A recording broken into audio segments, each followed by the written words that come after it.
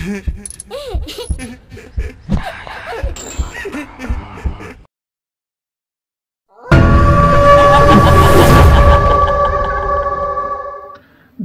লেকের নাম নিলেই চোখের সামনে ভেসে ওঠে শান্ত জলের ঢেউ আর চারপাশে সবুজ আবরণ।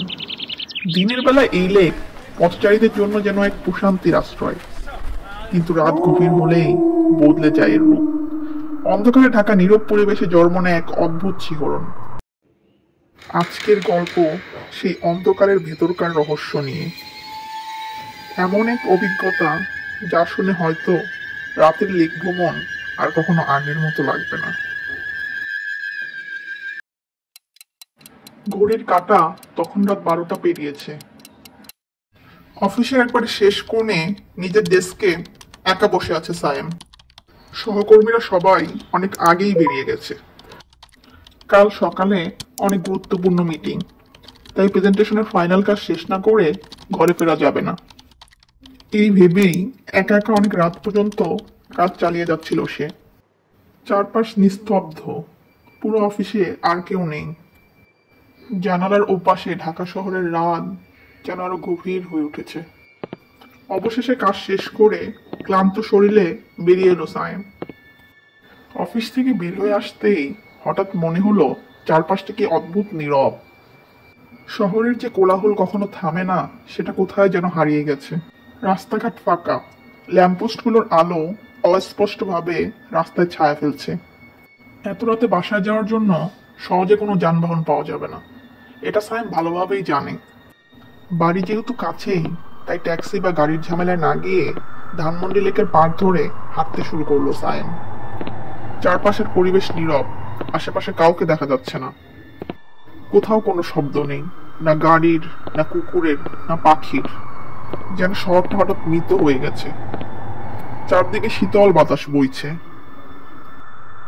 হঠাৎ পানিতে একটা কিছু পড়ার শব্দে থমকে দাঁড়ায় সায়েম।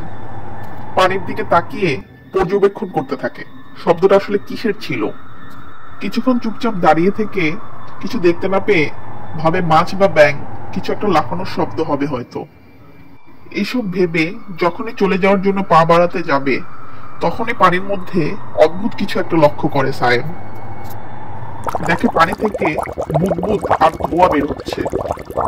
সায়েম বিস্ময় মাখা চোখে তাকিয়ে থাকে। প্রথমে ভাবে কুয়াশা জমেছে, কিন্তু পরক্ষণেই তার বুক ধপ করে ওঠে, কারণ মুহূর্তেই সেই ধোঁয়া উঠে এক কালো ছায়ামূর্তির। সায়েম নিজের চোখকে যেন বিশ্বাস করতে পারে না।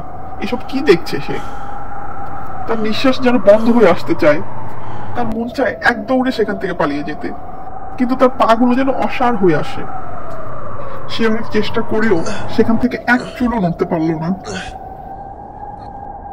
সেই ছায়ামূর্তিটা ধীরে ধীরে পানির উপরে উঠে হাওয়ায় ভাসতে থাকে। ওটার লম্বা কালো চুলগুলো বাতাসে উঠছে। ছায়ামূর্তিটার মুখ অস্পষ্ট, শুধু তার শূন্য চোখের চাহনি যেন সরাসরি সায়েমকে ভেদ করে বেরিয়ে যাচ্ছে। সেই চোখে ছিল না কোনো প্রাণ, শুধু অন্ধকার। মুহূর্তের মধ্যেই চারপাশের পরিবেশ ভারী হয়ে উঠল। রাতের নিস্তব্ধতা যেন আরো কয়েক হাজার গুণ বেড়ে গেল। এবার ছায়ামূর্তিটা ফিসফিস করে বলে উঠল,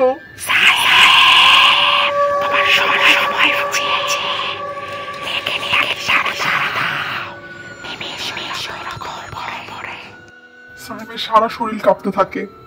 তার মনে হলো যেন বুকের ভিতর থেকে কেউ ধীরে ধীরে তার প্রাণ শক্তি টেনে বের করে নিচ্ছে। সায়েম নিজের চোখ বন্ধ করে নিতে চায়, কিন্তু তার চোখের পাতাগুলো যেন পাথরের মতো শক্ত হয়ে আটকে যায়। হঠাৎ ছায়ামূর্তিটা বিকট কণ্ঠে হেসে ওঠে।